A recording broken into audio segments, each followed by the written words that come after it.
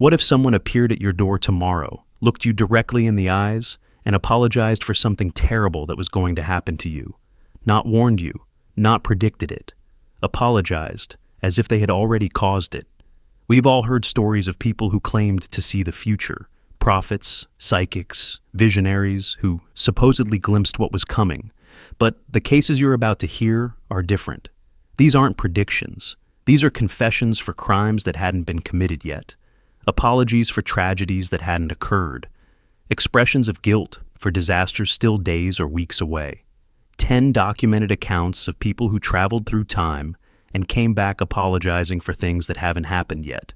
The weight of their premature guilt destroyed every single one of them. Let's begin. Number 10. The flight attendant's confession. This case is one of the strangest apology incidents ever recorded, and once you understand what this woman knew before anyone else could have known it, you'll never look at air travel the same way again.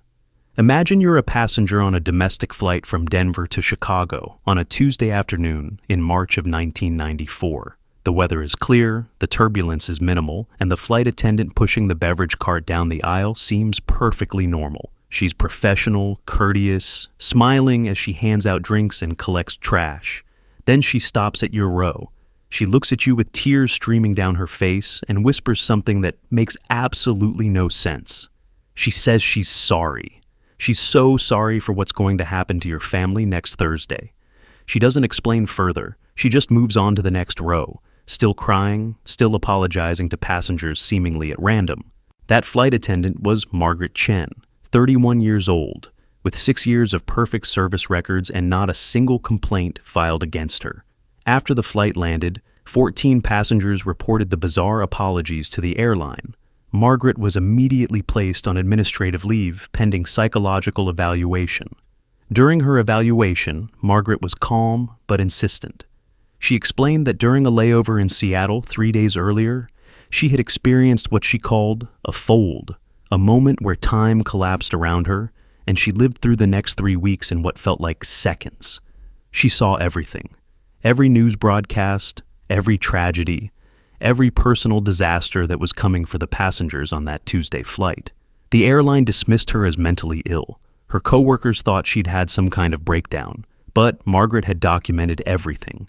In a notebook recovered from her locker, she had written detailed descriptions of events that would occur over the following weeks, including the specific dates, times, and people involved. The notebook was dated March 14, 1994. The evaluation happened on March 15th. And over the next 18 days, 7 of Margaret's documented predictions came true with disturbing accuracy. A passenger she had apologized to lost his wife to a sudden aneurysm exactly 6 days later. Another passenger's home burned down on the exact date Margaret had written. A third passenger's son was arrested for a crime that hadn't even been committed yet when Margaret apologized. When investigators tracked down the passengers she had specifically approached on that flight, the correlation was undeniable. She hadn't apologized randomly. She had apologized to people whose lives were about to be destroyed. Margaret was eventually committed to a psychiatric facility after she tried to contact the families of future victims to apologize before the events occurred. She became increasingly agitated, convinced that her foreknowledge somehow made her responsible, that seeing the future had implicated her in its arrival. Her final journal entry, written 2 days before she took her own life, contained a single sentence repeated 47 times. Knowing is the same as doing. Did Margaret Chen actually experience temporal displacement in that Seattle airport? Did she genuinely see 3 weeks compressed into a heartbeat? And if she truly knew what was coming for those passengers, was she right to feel guilty? The next case involves someone whose apologies began arriving before she did. Number 9. The letters that arrived early. This case doesn't involve a person traveling through time in any conventional sense. Instead, it involves something arguably more disturbing. Handwritten apology letters that arrived in mailboxes days before the writer claims she sent them, and every single letter described a tragedy that occurred after the postmark date, but before the letters were supposedly written. Imagine checking your mailbox on an ordinary Monday morning and finding a handwritten envelope addressed to you. The handwriting is shaky, emotional. Inside, you find a letter from someone named Sarah Holloway, apologizing profusely for an accident that's going to kill your daughter on Wednesday. You've never heard of Sarah Holloway. Your daughter is perfectly healthy. You dismiss it as some kind of sick prank and throw the letter away. Wednesday comes. Your daughter dies in a car accident, exactly as the letter described. That's what happened to 11 families in Portland, Oregon, between September and December of 2009. Each family received a handwritten letter of apology from Sarah Holloway, postmarked 2 to 4 days before the tragedy occurred. Each letter described specific details of the event, including locations, times, and circumstances that were impossible to know in advance. Sarah Holloway was a 67-year-old retired school teacher with no criminal record, no history of mental illness, and no apparent connection to any of the families who received her letters. When police finally tracked her down, she was genuinely confused by their questions. She explained that she had sent the letters, but she had sent them after the events occurred, not before. In her timeline, she had read about each tragedy in the local news, felt an overwhelming compulsion to apologize to the families, and mailed her letters within 24 hours of learning about each incident. But the postmarks didn't match her story. Every letter was stamped and processed by the Postal Service days before Sarah claims she wrote them. One letter even apologized for a house fire that wouldn't occur for 6 more days, postmarked on a Tuesday for an event that happened the following Monday. Forensic analysis of the letters revealed something that investigators couldn't explain. The ink was still fresh, not dried, not set, not aged at all. Despite being postmarked days earlier and traveling through the mail system, the ink on each letter was still wet enough to smear when touched. Sarah became obsessed with understanding what was happening to her. She stopped sleeping, convinced that her letters were somehow causing the tragedies by arriving before they occurred. She theorized that she existed in a parallel timeline where events happened slightly after they occurred in our reality, and her letters were slipping through the gap between her time and ours. But the weight of apparent responsibility destroyed her. Even though she had no logical connection to any of the deaths, even though she had never met any of the victims, Sarah Holloway felt crushing guilt for every tragedy her premature letters had described. In January 2010, Sarah mailed one final letter. It was addressed to her own daughter and postmarked 3 days before Sarah died of heart failure. The letter apologized for dying and leaving her daughter alone, expressed love and regret, and was written in the same shaky handwriting as all the others. The ink was still wet when her daughter opened it. Were Sarah's letters truly crossing through time? Was her consciousness somehow displaced, writing in a future that hadn't happened yet? And if you received a letter apologizing for something that was about to destroy your life, would you try to stop it, or would you understand that some things are already written? The next case involves a man whose apologies weren't written at all. They were recorded. Number 8. The voicemail prophet. This case combines temporal displacement with technology in ways that researchers still cannot explain. It involves voicemails left on phones across 3 states, all from the same man, all apologizing for events that would occur within 72 hours of each message. Imagine you're at work on an ordinary Thursday afternoon in 2017, and your phone buzzes with a voicemail notification. You listen, expecting a call from a client or a family member. Instead, you hear a man's voice, trembling and tearful, apologizing for what's going to happen to you on Saturday. He says your name. He describes your house. He tells you exactly how the fire will start and why no one will be able to save your children in time. You call the police immediately. They trace the number to a disposable phone purchased 3 days ago. The phone's GPS puts it in your own backyard at the moment the voicemail was left. But no one was in your backyard. Your security cameras show nothing. And when Saturday comes, your house catches fire exactly as the voicemail described. Between March and August of 2017, 47 people across Pennsylvania, Ohio, and West Virginia received voicemails from a man who identified himself only as the witness. Each voicemail was personalized, contained specific details about upcoming tragedies, and expressed profound guilt and sorrow for what was about to occur. The voice was eventually matched to a man named Robert Carver, a 52-year-old electrical engineer who had disappeared from his home in Pittsburgh in February of 2017, 1 month before the voicemails began. Robert's wife reported him missing after he vanished during an afternoon walk. There was no sign of struggle, no indication of where he had gone, no activity on his credit cards or phone. He simply ceased to exist on February 12, 2017. But his voice began appearing on answering machines and voicemail systems 1 month later, apologizing for events that hadn't happened yet, expressing guilt for tragedies he seemed to witness before they occurred. When investigators analyzed the voicemails, they discovered something impossible.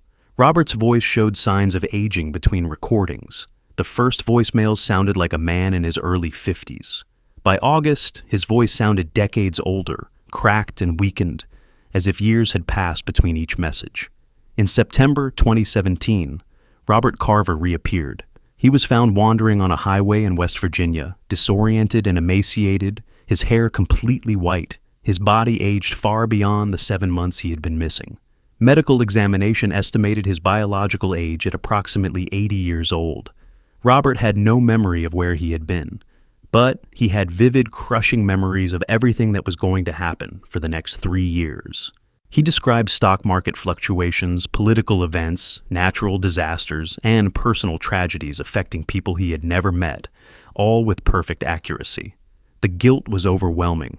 Robert believed that witnessing the future made him complicit in its arrival.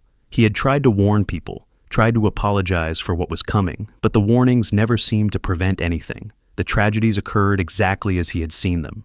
Robert spent his final months in psychiatric care, convinced that his premature knowledge had somehow locked events into place. He theorized that the universe required witnesses for certain moments, and that by seeing them before they happened, he had eliminated any possibility of change. And I couldn't stop any of it. Did Robert and I couldn't stop any of it. Did Robert Carver spend years trapped in a future timeline, watching events unfold that he was powerless to prevent? Did his voicemails represent genuine attempts to warn people, or merely expressions of guilt from a man who felt responsible for everything he witnessed? The next case involves something even more troubling. A woman who apologized not for what would happen, but for what she would do. Number 7. The future murderer. This case is deeply disturbing because it involves a woman who claimed she traveled forward in time, witnessed herself committing a horrible crime, and returned desperate to apologize to her future victims before she became the person who would hurt them. Imagine you're a college student in Boston in 2012, walking home from a late class on a Wednesday evening. A woman approaches you on the sidewalk, clearly distressed, tears streaming down her face. She grabs your arm and apologizes for killing you in 4 years. She says she doesn't understand why she does it, but she knows she will, and she's so sorry. Then she walks away before you can respond. You report the incident to campus police. They take a statement, file it under harassment, and never follow up. 4 years later, you're dead. And the woman who warned you is sitting in a prison cell for your murder. That's the story of Andrea Morrison, and it remains one of the most documented cases of apparent precognitive guilt in modern records. Andrea was 28 years old in 2012, a social worker with no history of violence, no criminal record, and no indicators of mental instability. Over the course of 3 months, she approached 7 different people in the Boston area and apologized for killing them at various points in the future. Each interaction was reported. Each was dismissed as the behavior of a disturbed woman making bizarre statements. Andrea was briefly detained for psychiatric evaluation after her 5th incident, but she was calm, rational, and able to articulate exactly why she was apologizing. She explained that 1 month earlier, she had experienced what she called a flash. She was standing in her kitchen making coffee when reality suddenly expanded around her. She lived through the next 10 years in what felt like a single breath, experiencing every moment as if it were happening in real time, and then snapping back to her kitchen with the coffee still warm in her hands. During those 10 years of compressed experience, Andrea had witnessed herself committing terrible acts. She watched herself become someone unrecognizable, driven by circumstances she couldn't fully understand from her 2012 perspective. She knew the faces of her future victims. She knew exactly when and how she would hurt them, so she found them. Not to warn them, because she didn't believe the future could be changed. She found them to apologize in advance, to express the guilt she already felt for crimes she hadn't committed yet. Psychiatrists diagnosed her with a delusional disorder and recommended outpatient treatment. Andrea cooperated fully, took her medication, and seemed to stabilize. She stopped approaching strangers. She resumed her normal life. Then, one by one, the people she had apologized to began dying. The first death occurred in 2014, exactly as Andrea had described. The victim was found in her home with injuries matching Andrea's original apology in detail. 2 years before the murder occurred, Andrea had no alibi. Evidence linked her to the scene. She was arrested, tried, and convicted. During her trial, Andrea did not deny her guilt. She said she had always known she would do this. She had apologized in advance precisely because she knew she couldn't stop herself. Between 2014 and 2022, Andrea Morrison was connected to or convicted of crimes against 5 of the 7 people she had originally apologized to. 2 survived, but only because Andrea died in prison before their predicted dates arrived. Did Andrea Morrison actually experience her future and return with the burden of premature guilt? Or did her belief in her future crimes become a self-fulfilling prophecy, driving her toward the violence she claimed to have witnessed? And which possibility is more terrifying? The next case involves children, and what they apologized for was beyond anything their young minds should have been able to comprehend. Number 6. The Playground Prophets. This case involves 3 children under the age of 10 who separately and simultaneously began apologizing to adults for a disaster that would occur 6 months later. They had never met, lived in different states, and described identical events with impossible accuracy. Imagine you're a parent picking up your 7-year-old from school on an ordinary Tuesday. Your child climbs into the car, buckles in, and then turns to look at you with an expression you've never seen before. Their eyes are old somehow, heavy with something that doesn't belong on a child's face. They take your hand and apologize for the earthquake. They say they're sorry for what happens to the house, for the fire that starts after, for how long it takes to find you under the rubble. You freeze. There hasn't been an earthquake. Your region doesn't experience earthquakes. Your child is describing something that makes no sense. 6 months later, a 6.2 magnitude earthquake strikes your city for the first time in recorded history. Your house collapses. A fire starts from a broken gas line. You're trapped under rubble for 11 hours before rescue teams reach you. Everything your child described happened exactly as they said. In January of 2006, 3 children in Missouri, Kansas, and Nebraska simultaneously began exhibiting what their parents described as apologetic episodes.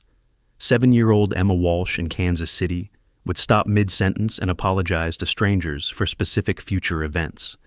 8-year-old Marcus Delgado in Omaha would wake from naps crying, begging forgiveness from his mother for things that hadn't happened. And 9-year-old Sarah Quinn in Springfield would draw detailed pictures of disasters and write, "I'm sorry," across every image. None of the children had ever met. Their families had no connections. They attended different schools in different cities and different states. But when researchers later compared their statements, the overlap was undeniable. All 3 children were apologizing for the same events: the earthquake, the fires, the bridge collapse in St. Louis, the hospital that would lose power during the storm. Each child expressed profound guilt for events they described witnessing from somewhere outside time. They used phrases that didn't sound like children at all. Emma told her mother that she had seen the threads pulled and couldn't stop any of it. Marcus told his father that the future is already heavy with what must happen. Sarah told no one anything. She just kept drawing and apologizing. By the time the earthquake struck in July 2006, all 3 children had been evaluated by child psychologists, placed on various medications, and dismissed as suffering from shared delusion, triggered by some environmental factor that researchers couldn't identify. The earthquake changed everything. Every prediction the children had made came true within a 48-hour window. The bridge collapse, the hospital power failure, the specific homes that burned, the specific people who were trapped. The children had apologized to dozens of adults over those 6 months, and nearly every apology proved accurate. In the aftermath, all 3 children stopped speaking entirely. Not because they couldn't speak, but because they refused to. When finally coaxed back into communication months later, each child independently reported the same thing. They said they could still see forward, but they wouldn't apologize anymore because the apologies didn't help. They only made the guilt worse. Sarah Quinn's final recorded statement, given to a therapist when she was 12 years old, captures the horror of their experience perfectly. Have to carry it longer. What happened to you? Have to carry it longer. What happened to those 3 children in the winter of 2006? How did their minds connect across hundreds of miles to witness the same future events? And why did they feel responsible for disasters they had no ability to prevent? The next case involves a scientist who tried to understand the mechanism and lost everything in the process. Number 5. The physicist's burden. This case involves a theoretical physicist who claimed to have accidentally displaced himself through time during an unauthorized experiment, witnessed a catastrophe he believed his own research would eventually cause, and spent his remaining years apologizing to the families of victims who hadn't died yet. Imagine you're a graduate student working late in a university physics lab on a Friday night in 2001. Your advisor, Dr. Daniel Reeves, has been conducting unauthorized experiments with equipment designed for particle acceleration research. You don't fully understand what he's doing, but you know it involves temporal manipulation, theories so fringe that the department refuses to fund them officially. Tonight, something goes wrong. There's a flash of light that shouldn't be possible given the equipment involved. Dr. Reeves collapses. When he regains consciousness an hour later, he's a changed man. He's older somehow. Not physically, not visibly, but something in his eyes has aged decades. He looks at you with an expression of such profound sorrow that you actually step backward. Then he apologizes. He apologizes for inviting you to work with him.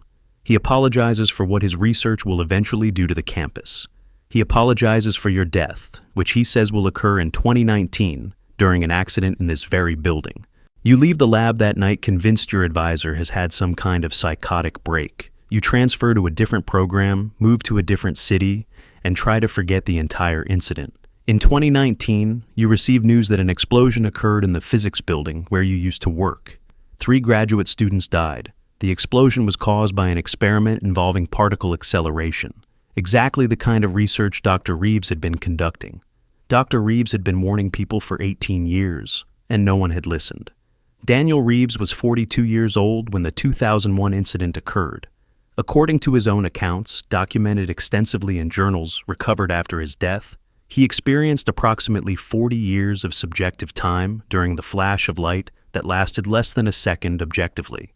He claimed he had been thrown forward to the year 2041, where he witnessed the aftermath of a catastrophic event that his own research had apparently initiated. The explosion in 2019 was just the beginning. His theories, once they were properly understood and funded, would lead to experiments that destabilized something fundamental about the nature of time itself. The specific details of what he witnessed remain unclear because Reeves refused to document them fully. He believed that recording the future in detail might somehow lock it into place, making it more likely to occur. So, he focused instead on the people. Over the following 18 years, Reeves systematically identified and apologized to every individual whose death he had witnessed in that future timeline. He traveled across the country, approaching people at their homes, their workplaces, their children's schools, always with the same message of guilt and sorrow. He apologized to graduate students who hadn't enrolled yet. He apologized to researchers who hadn't been hired yet. He apologized to administrators who hadn't taken their positions yet. He tracked their lives for years, waiting until they were close enough to the timeline he remembered before approaching them. The 2019 explosion vindicated his claims in the worst possible way. 3 of the people he had apologized to died exactly as he had described. The experiment that caused the explosion involved modifications to his original research, modifications he had specifically warned about in formal letters to the department that were ignored. After 2019, Reeves disappeared from public life entirely. His final known communication was a letter sent to the university president apologizing for being unable to prevent the larger catastrophe he had witnessed, expressing hope that the 2019 tragedy might somehow change the trajectory enough to prevent 2041 from arriving as he had seen it.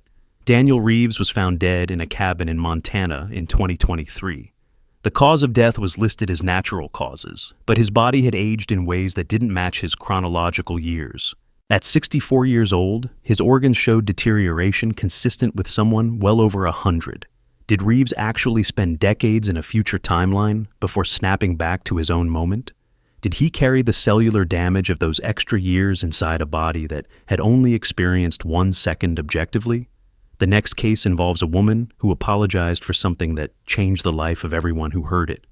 Number 4. The broadcast apology. This case remains one of the most widely witnessed examples of temporal apology because it occurred during a live television broadcast viewed by millions of people. The apology itself was brief, but what followed has never been adequately explained. Imagine you're watching the evening news on November 3, 2015. The broadcast is normal, routine, covering local stories and weather forecasts. Then the feed suddenly cuts to a woman standing in what appears to be a television studio, but not the one currently broadcasting. The lighting is wrong. Sorry for the broadcast that will air on. Sorry for the broadcast that will air on March 15th of the following year. She says she's sorry for the panic it will cause, for the lives that will be lost in the confusion, for the way the world will change afterward. Then the feed cuts back to the regular broadcast, and the news anchors are clearly confused about what just happened. That interruption lasted 11 seconds. It was broadcast to approximately 2 million viewers across the Midwest. And the woman who appeared on screen was identified as Linda Shaw, a local news producer who had died in a car accident 6 months earlier. Linda Shaw was 45 years old when she died in April of 2015. She had worked in television production for over 20 years, and she was well known and well liked within her industry. Her death was a tragedy, but it appeared to be nothing more than a terrible accident. Then she appeared on live television 5 months after her funeral, apologizing for something that wouldn't happen for another 4 months. The technical investigation into the broadcast interruption found no explanation for how the signal was hijacked. The studio in the background of Linda's appearance didn't match any facility in the region. The equipment visible behind her included models that hadn't been manufactured yet. And Linda herself looked wrong. Not decomposed, nothing like that, but different. Older and younger at the same time, as if her appearance was flickering between multiple versions of herself. On March 15, 2016, the event Linda had apologized for occurred. A local news broadcast accidentally aired emergency alert footage that had been prepared for a worst-case scenario involving a chemical plant explosion. The footage was convincing, detailed, and terrifying. It described evacuation zones, casualty estimates, and shelter-in-place instructions for a disaster that wasn't actually happening. The panic was immediate and devastating. 3 people died in traffic accidents while trying to flee the area. 2 others died from heart attacks triggered by the stress. A woman went into premature labor and lost her child. The chaos lasted for nearly an hour before officials could correct the false alarm. Linda Shaw had apologized for exactly this. She had described the broadcast, the panic, the specific deaths 4 months before any of it happened, appearing from somewhere beyond her own death to express guilt for a mistake she would never live to make. But here's the detail that still haunts researchers who studied this case. Linda had been the producer responsible for emergency preparedness content at her station. She had created the footage that was accidentally aired. She had built the system that failed. From somewhere outside the normal flow of time, Linda Shaw had witnessed her own work causing deaths, and she had found a way to apologize before it happened. But her apology changed nothing. The broadcast still aired. The people still died. Her guilt was recorded, transmitted, and archived, but it prevented nothing. The video of Linda's 11-second apology still exists. If you watch it carefully, you can see something strange in her eyes. Recognition. She knew exactly who was watching. She was apologizing specifically to the families of the people who would die. Did Linda's consciousness somehow persist after her physical death, trapped in a timeline she could observe but not affect? Did she find a way to transmit her guilt across time, knowing it would change nothing but needing to express it anyway? The next case is even more personal. It involves a man who apologized to his own wife for a betrayal he hadn't committed yet. Number 3, the husband's confession. This case involves a marriage destroyed by a premature apology, a husband who confessed to an affair that wouldn't begin for another 2 years, and a wife who had to watch the prediction come true despite knowing exactly what was coming. Imagine you're a woman married for 15 years to a man you trust completely. One morning, he sits you down at the kitchen table with tears in his eyes and apologizes for the affair he's going to have with your sister. He names dates. He describes locations. He tells you exactly how the relationship will begin at a family reunion that hasn't happened yet, and how it will destroy both your marriage and your relationship with your only sibling. You're horrified. You're confused. You don't understand how he could know any of this, and you certainly don't understand why he would confess to something he hasn't done. He explains that he woke up that morning and lived through the next 5 years in what felt like a single night of dreaming. He experienced every moment, every conversation, every touch. He felt the guilt accumulate over months and years. And when he woke up back in the present, he couldn't carry that guilt alone anymore. That's what happened to Michael and Catherine Brennan in Savannah, Georgia in 2013. And what followed was one of the most psychologically devastating temporal incidents ever documented. Michael was 44 years old when he made his confession. He was a successful attorney with no history of infidelity, no indication of marital problems, no reason for Catherine to doubt his commitment. But he sat at their kitchen table on a Tuesday morning and described in explicit detail an affair that would begin in 2015 and continue for 8 months before discovery. Catherine's sister, Rachel, had never expressed any romantic interest in Michael. There were no warning signs, no suspicious behavior, nothing that would suggest such a betrayal was even possible. Michael's confession included details he couldn't possibly have known. He described a hotel in Charleston where the affair would take place, a hotel that hadn't been built yet in 2013. He named the manager who would check them in, a man who would relocate to Charleston in 2014. He described a specific room number, a specific view, specific words that would be spoken. Catherine didn't know what to do with this information. Michael insisted he had no intention of pursuing the affair now that he had seen how it would unfold. He believed confessing would change the future, would prevent the events he had witnessed by bringing them into the open before they could begin. But something strange happened. The confession itself damaged the marriage so severely that Michael and Catherine began drifting apart. The trust was broken, not by the affair that hadn't happened, but by Michael's detailed knowledge of how it would feel to betray his wife. Catherine couldn't look at him the same way. Michael couldn't stop feeling guilty for something he was determined not to do.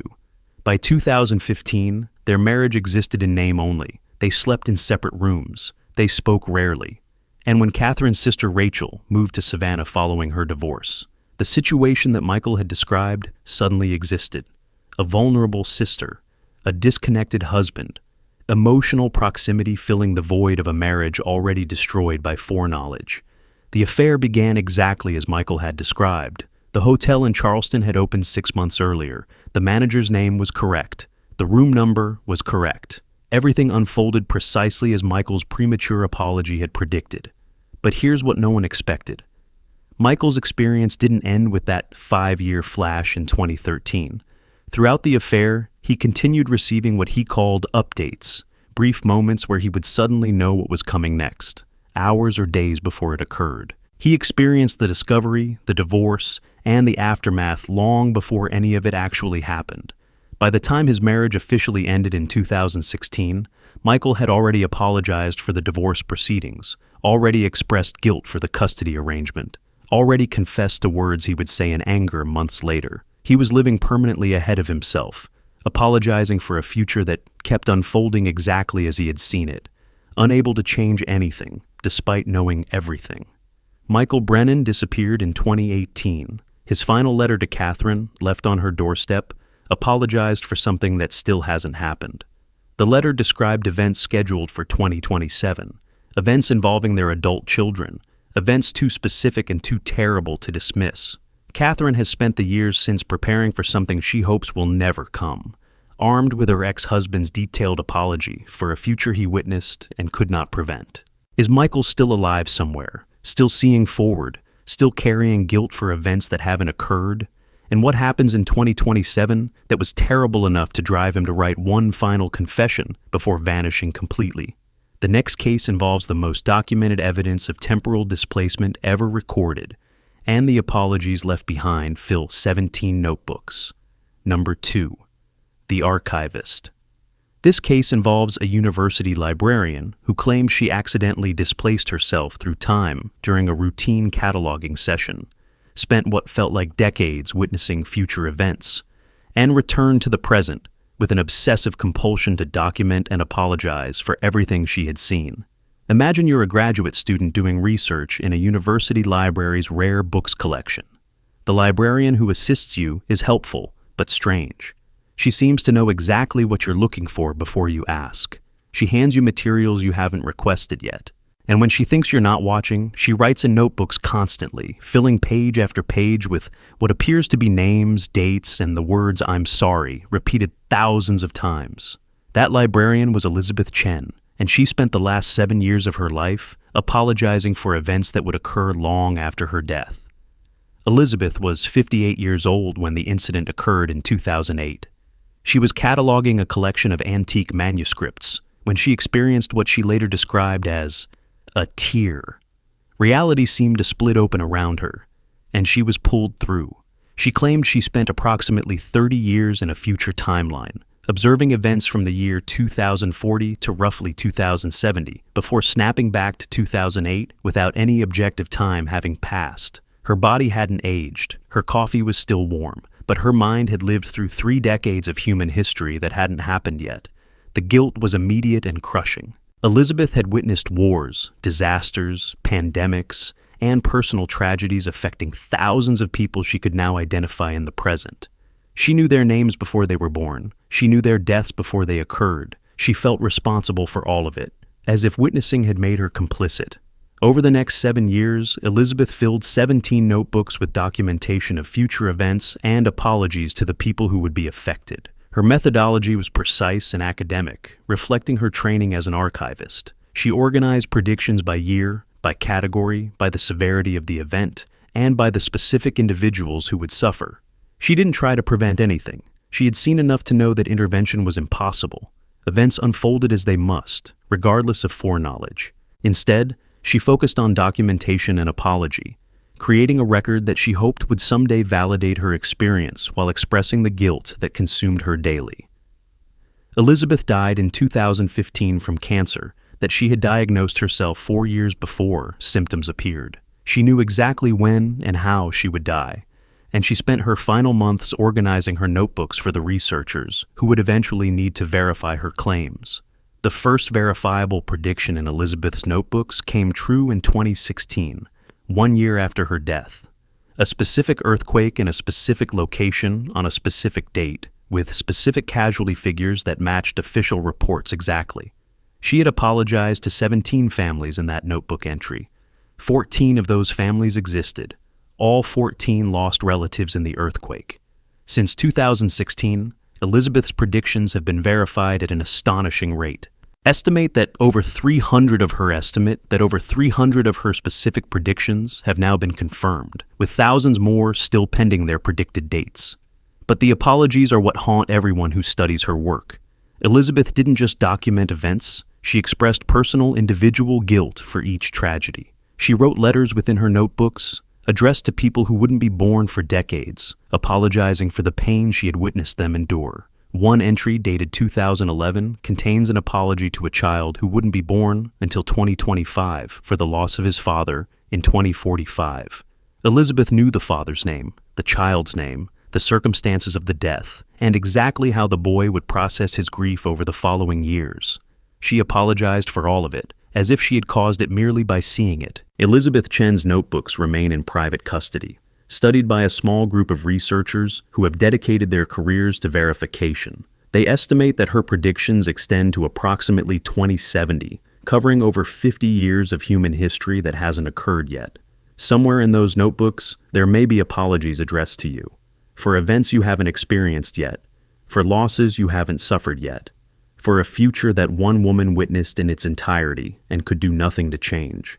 Did Elizabeth truly spend 30 years in a future timeline, accumulating guilt for everything she observed? And if her predictions continue to come true, what does that mean for the concept of free will, of choice, of the possibility that the future isn't already written? The final case is the most disturbing of all, because it involves a man whose apologies came true in real time, as if his words were causing the events to happen. Number 1, the cause and effect man. This is the most disturbing case on our list, and it asks a question that will stay with you long after this video ends. What if apologizing for the future doesn't just predict it? What if it causes it? Imagine you're standing on a street corner, waiting for a bus on an ordinary Wednesday afternoon. A man approaches you, clearly distressed, tears streaming down his face. He apologizes for what's about to happen to you. He describes a car losing control at the intersection, jumping the curb, striking you before you can move. He's specific about the vehicle, the driver, the time. You step back from the curb, alarmed by his intensity. You put distance between yourself and the street. And then you watch a car lose control at the intersection, jump the curb, and strike the exact spot where you had been standing moments earlier. The vehicle, the driver, the time. Everything matches what the man described. You turn to thank him for saving your life, but the man isn't relieved. He's horrified. He's staring at the accident scene with an expression of absolute devastation. He whispers that it wasn't supposed to be empty. Someone was supposed to be standing there. By apologizing, by warning you, he changed what was supposed to happen. And now the debt is transferred. Someone else will pay. Someone always pays. That man was Thomas Gray, and his story is the most terrifying example of temporal entanglement ever documented. Thomas was 39 years old when the phenomenon began in 2019. He experienced what he described as downloads, sudden bursts of complete knowledge about events that would occur within hours. The knowledge always involved suffering, always involved specific victims, and always came with an overwhelming compulsion to apologize.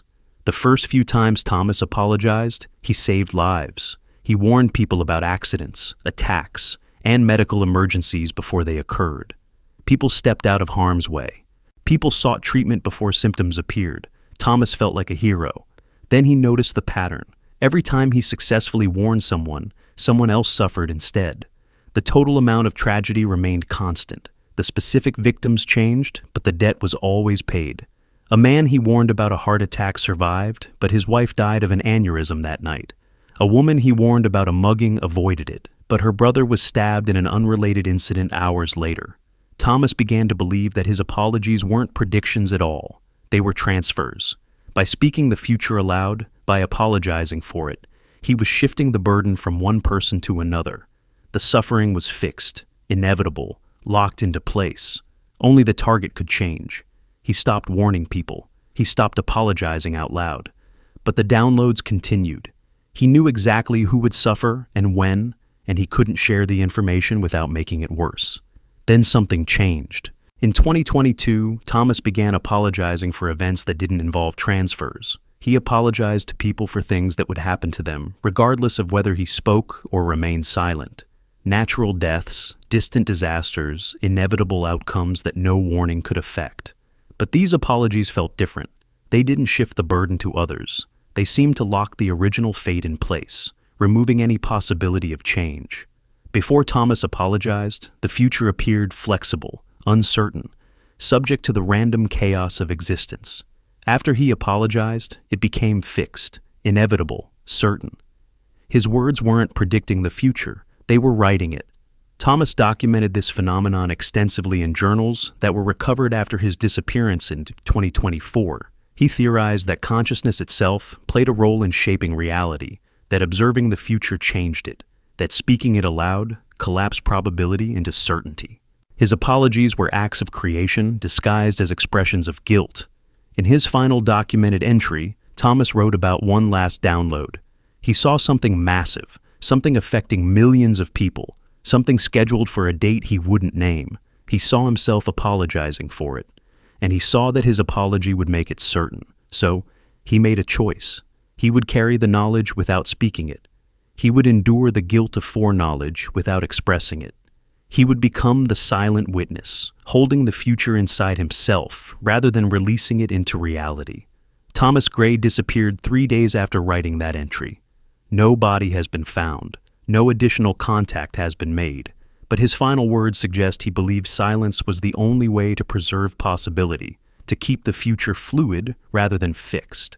If Thomas is still alive somewhere, he is carrying knowledge of something terrible, refusing to apologize, refusing to speak it into existence. And if he ever breaks, if he ever feels compelled to express the guilt he's holding, his words might make it real. 10 travelers, 10 streams of apology flowing backward through time. Each one witnessed events they couldn't prevent, felt responsible for suffering they didn't cause, and spent their remaining days trying to express guilt for a future that remained unchanged despite their foreknowledge. The question isn't whether time travel is possible. These cases suggest something more disturbing. The question is whether consciousness can exist separate from the linear flow of time, whether witnessing the future creates connection to it, and whether apologizing for things that haven't happened yet somehow shapes the reality they describe. If someone appeared at your door tomorrow and apologized for what's coming next week, what would you do? Would you try to prevent it? Would you accept the apology and wait?